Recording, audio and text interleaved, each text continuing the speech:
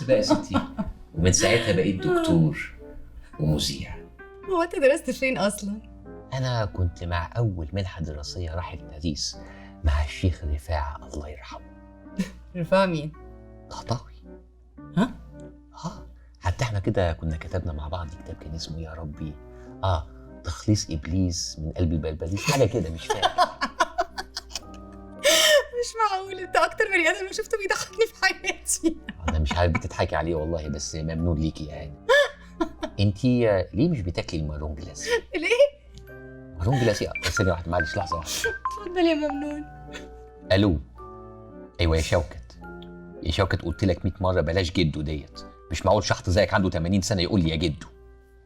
ايوه حجزتنا في الاوبرج يا شوكت، مسافرين بكره.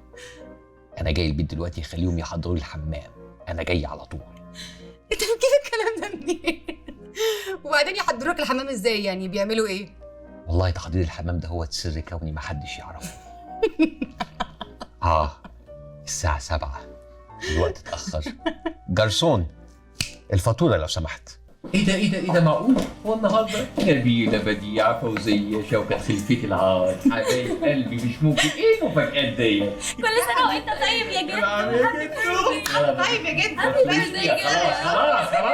جدو هو في ايه؟ انت ما قلتلهاش ولا ايه؟ ما قاليش ايه؟ في ايه؟ اوبس.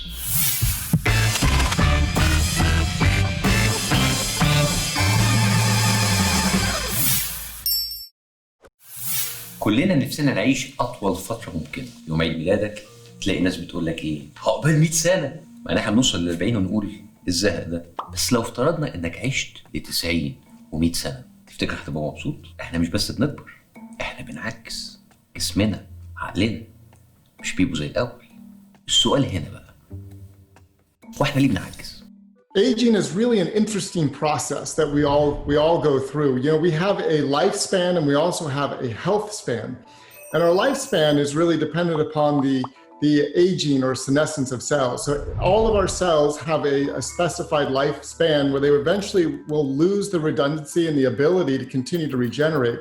دكتور ستول من أوائل الدكاترة في العالم اللي استخدموا تغيير نمط الحياة والبلان بيس دايت علشان يعالجوا مرضاهم من الأمراض المزمنة. هو أخصائي في حاجة اسمها ريجنراتيف ميديسن أو ممكن نقول الطب التجديدي، ودي طريقة إن هم بيساعدوا المرضى إن هم يغيروا نمط حياتهم علشان يحاربوا الأمراض المزمنة اللي بيعانوا منها. But what's more important to think about is our health span.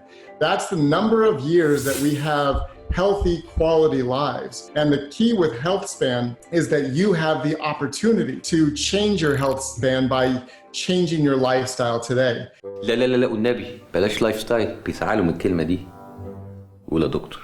You know, if we think about a cell for a moment, on the end of a cell is a piece of DNA called a telomere. And these telomeres are important. They're a repetitive sequence, but they also help to maintain the health of the cell. With unhealthy diet, with stress, with inflammation, the telomeres begin to shorten. And as they begin to shorten, there's a very strong correlation between shortening lifespan and diseases like heart disease and cancer. طب خليني أفهمكم الكلام المجعلص ده. بص انت يا استاذ هتسيبني في جروب واحد هنا؟ هو ايه اللي بيحصل؟ حبيبة قلبي اهدي بس شوية. تسمعي عن واحدة اسمها إليزابيث بلاكبيرن؟ ودي كانت معاك انت ورفاعة ولا ايه؟ خلبوسة قوي يا منامور. لا يا حبيبتي، دي كسبت جائزة نوبل في سنة 2009. الجائزة دي كانت عن بحث عن التيلوميرز وإنزيم اسمه تيلوميريز ودورهم في حماية الكروموزومات وانقسام الخلايا. وده كان ثورة في الدراسات المتعلقة بموضوع الشيخوخة. كل ما التيلومير يبقى طويل يبقى لسه الخلايا بتاعتك شابة وصغيرة، كل ما تقصر خلاياكي بتعجز. مين دي اللي بتعجز؟ لا يا روحي مش كده، أنا قصدي They discovered something very interesting, that when people make the right lifestyle choice, they actually can not only slow down the shortening of the telomere, but with the right lifestyle choices, they can actually begin lengthening the telomere. This was also confirmed by Dr. Dean Ornish in his research looking at the telomere and the use of a whole food plant-based diet, stress reduction, and exercise program. And they found that in just 12 weeks, they were able to increase the telomere length and increase the activity of the enzyme that maintains the telomere. شفت بقى الموضوع بسيط ازاي؟ يعني كل واحد يخلي باله من تيلوميره. صراحة يعني انت عايز تفهمني ان كل السر ده في الاكل نباتي؟ بصي يا حبيبتي، مراتي الثالثة نفيسة هاني ما كانتش مصدقة كده، وادي النتيجة، توفت في عز شبابها وهي عندها 80 سنة. الله يرحمها ويحسن إليها. كل ده عشان طلبت ستيك؟ يا عم ما تقول انك بخيل ومش عايز تصرف بدل ما تقول لي نباتي وبتاع. أنا بخيل؟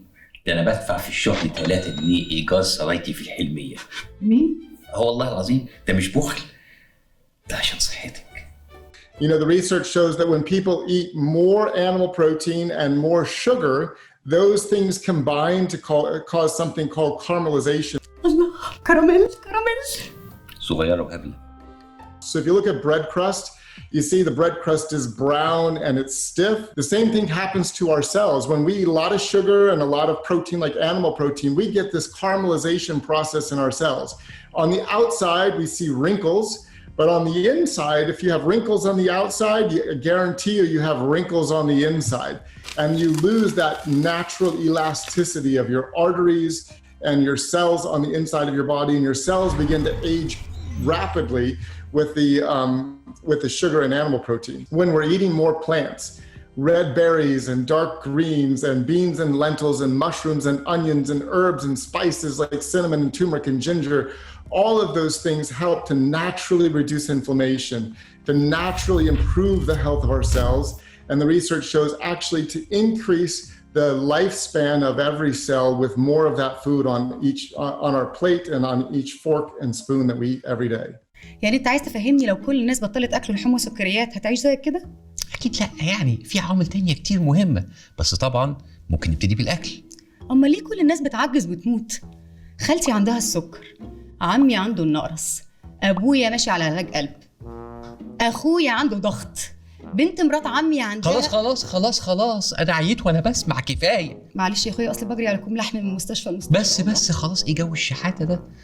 بص يا مدمزيل، الفكرة إن السن ملوش علاقة حتمية بالأمراض المزمنة، طبعاً تفهم اللي أنا بقوله ده هو زي القلب والسكر والضغط. المشكلة إن معظم الناس فاكرة إن الموضوع بيعتمد على الجينات بس، لكن الحقيقة إن الدراسات بتقول إن الواحد ممكن يكبر في السن بصحة كويسة ويوصل كمان ل90% من غير أمراض زي السكر والضغط والقلب والسرطان. وطبعاً تفهم كل اللي أنا بقوله ده، مش مشكلة، لسه صغيرة وهبلة.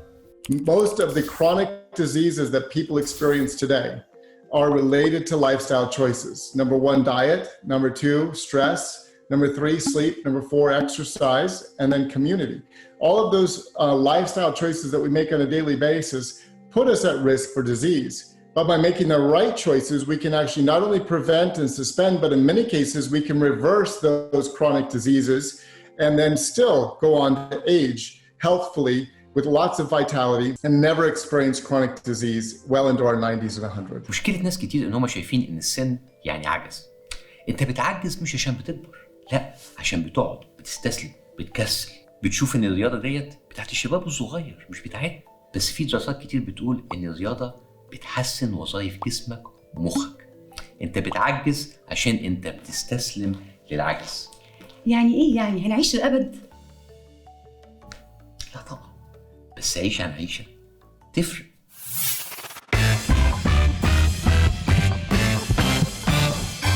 And so, just to try to tie a bow around all of this, it's a multiple process that occurs in all the cells as we lose our reserves. We have increased damage and inflammation from our environment, and we have decreased blood supply because of constriction of our blood vessels, and we have shortening of the telomeres because of lifestyle choices. But in all of these, and the good news for all of us that are aging, is that by making the right lifestyle choices, telomeres can lengthen, blood vessels can open up and be regenerated. We can decrease inflammation. We can regain elasticity in our blood supply, our cells. We can see an increase in the stem cell flow in our body to help regenerate tissue.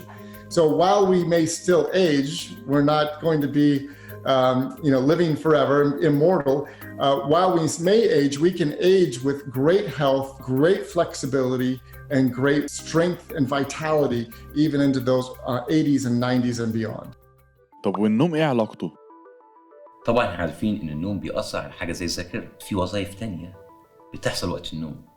معلش كفايه صغيره وهبله. المخ محتاج ينظف نفسه كل يوم، وفي مخنا في خلايا دي وظيفتها الوحيده انها تنظفه. بيسموها janitor cells او الفراشين لا مؤاخذه. اسمهم العلمي مايكروجليا. شغلتهم ان هم يلموا كل الزباله اللي موجوده في مخنا.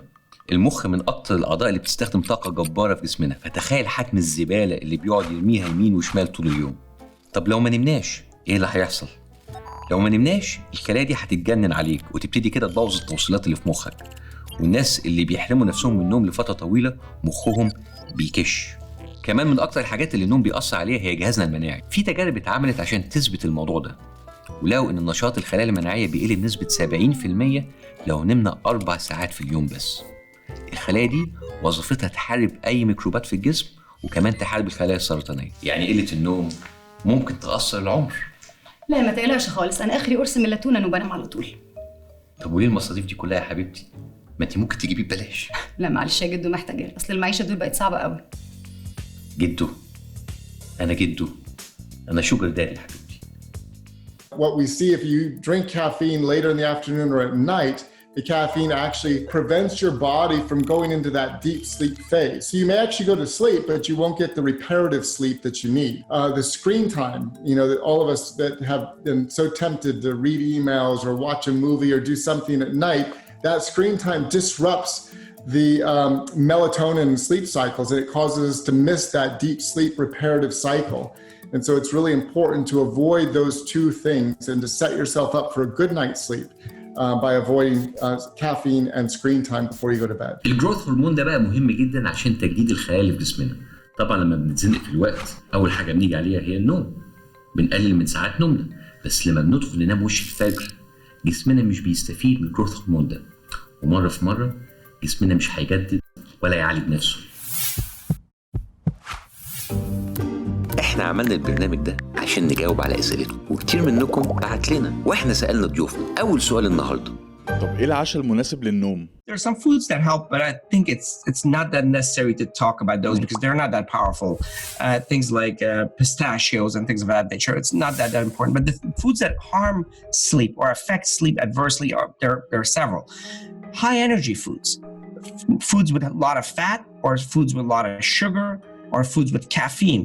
These all affect you significantly because it tells the brain that it's not time to sleep. So try to avoid food altogether at least 2 to 3 hours before sleep, and definitely try to avoid fatty foods and sugary foods and caffeinated foods significantly earlier than that even. By just doing that, you'll affect your sleep profoundly. بص بقى، انا ما يحلاليش النوم الا لما ادبها. حواوشي، بشاميل، ممبار، عكاوي، فته، الواحد يمسمر بطنه كده ويخش ينام على طول. ده ميلاتونين العالم كله ما يكفيكيش يا حبيبتي. كده غلط يا ماما، غلط، ما يصحش كده. ايه ده؟ توم؟ لا لا لا لا، كله لا توم، كله لا توم، لا لا لا. ماله التوم؟ Don't eat at least 3 hours before going to bed at all. Because as we grow older, our stomach, even if it doesn't make any noises, but if you're taking in a lot of food, it starts digesting it. So you're getting a lot of energy, and that's unnecessary before bedtime. ومش بس ناكل امتى، بس كمان بناكل ايه.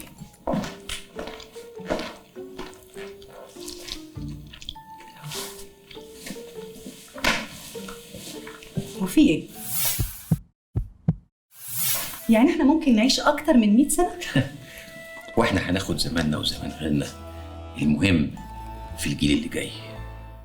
I believe based upon the science today that if we can help our children learn to make the right choices early with diet and lifestyle, if we can avoid the exposure to many of these toxins in our toxic world, if we can teach our children to live without stress, I sincerely believe that it's possible for our children to live beyond 100 years healthfully and strong and filled with vitality. من الآخر الموضوع مش إن إحنا هنعيش كام سنة، المهم نعيشهم إزاي، والموضوع ده كله بقى يتلخص في الجملة العظيمة اللي جاية. It's not to just add years to life, but add life to years. يا سيدي شايف الكلام.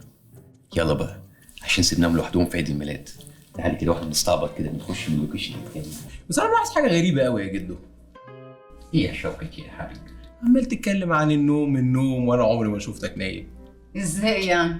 ده كلام فارغ خفيف. انا طبعا بنام بس بعد لما اطمن على احفادي كلهم انهم يكونوا ناموا. وعلى فكره على ذكر النوم الوقت اتاخر. يلا هوب كل عصير هوب يلا امشي يلا.